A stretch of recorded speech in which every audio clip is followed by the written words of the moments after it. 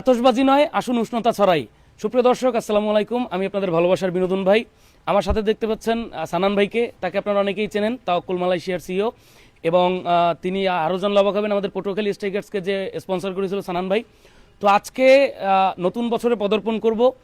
এই উপলক্ষে আসলে আমরা পূর্বে বা আমাদের বয়স যখন কম ছিল, আমরা সবসময় ফ্রেন্ড সার্কেল মিলে পিকনিক করতাম, বারবিকিউ পার্টি করতাম।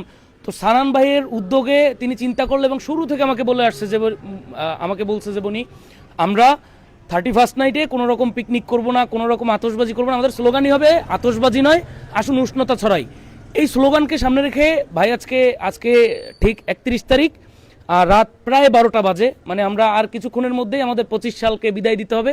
ঠিক এই মুহূর্তে যখন কথা ছিল আমাদের বারবিকিউ পার্টি করার, যখন কথা ছিল বাসায় শুয়ে থাকার, যখন কথা ছিল আনন্দ করার, ঠিক তখনই এখন এই পটুয়াখালী শহরের অলিগলি ঘুরে ঘুরে এই কম্বলগুলো বিতরণ করা হবে।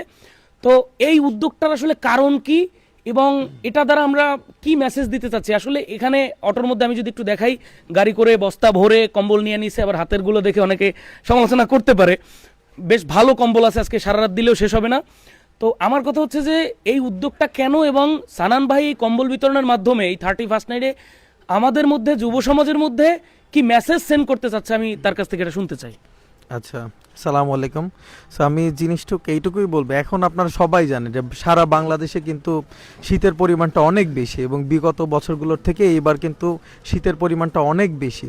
তো আপনারা সবাই আসলে বাইরে বের হলে আপনি রাস্তায় দেখবেন অনেক মানুষ রাস্তায়, যারা রাস্তায় থাকে, এদের কোনো নিজস্ব বাসস্থান নাই, থাকার মতো জায়গা নাই, পরনের কাপড়টাও খুব একটা নেই। গরমের দিনে হয়তো খুব একটা কষ্ট হয় না, কিন্তু শীতের দিনে কিন্তু খুবই বেদনাদায়ক। আপনি যদি শুধুমাত্র একটা টি শার্ট বা কোনো কিছু একটাতে বের হন উইদাউট সোয়েটার, বা 2-3 লেয়ারের জামা কাপড় পরে না বের হন, দেখেন আমার কি অবস্থা, আমি কতগুলো পরে বের হয়েছি, তাহলে আপনি বুঝতে পারবেন যে শীতের তীব্রতাটা কতখানি এবং এখন রাস্তায় মানুষের যে পরিস্থিতি।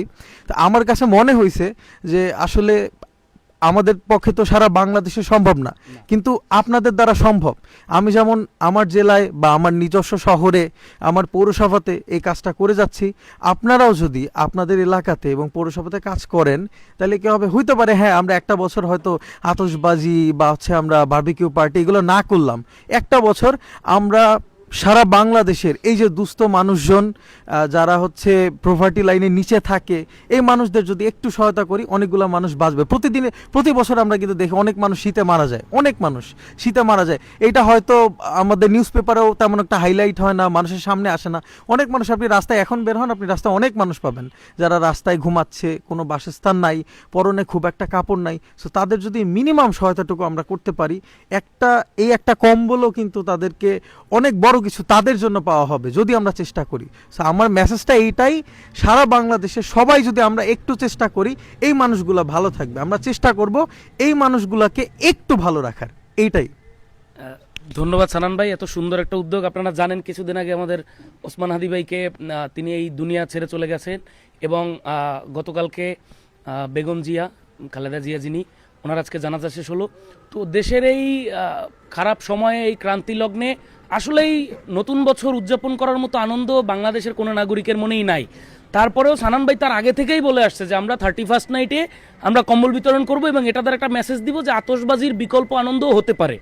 আতশবাজি ছাড়াও আমরা নতুন বছরকে অন্যভাবে উদযাপন করতে পারি। যেটা বললো যে রাস্তাঘাটে শত শত মানুষ, বহু শীতার্ত মানুষ আছে যাদের মাথার উপরে ছাদ নাই।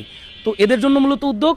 কথা বাড়াবো না, আজকে আমরা পটুয়াখালী শহরের অলিগলি ঘুরে, আমাদের সাথে বাপ্পি ভাই আছেন, বাপ্পি টেলিকমের, এরপর আমার টিমমেট আছেন, সানান ভাইয়ের তাওয়াক্কুল মালয়েশিয়ার মানুষজন আছেন। তো আমরা সবাই মিলে পুরো শহরটা আজকে ঘুরবো, এবং শীতার্ত মানুষের মধ্যে এই কম্বলগুলো বিতরণ করা হবে। সবাই দোয়া করবেন, এবং আপনাদের কাছে অনুরোধ যে অন্ততপক্ষে আজকের দিনটায়, এ বছরটায় আতশবাজিকে না বলি, আসুন উষ্ণতা ছড়াই। ধন্যবাদ সবাইকে।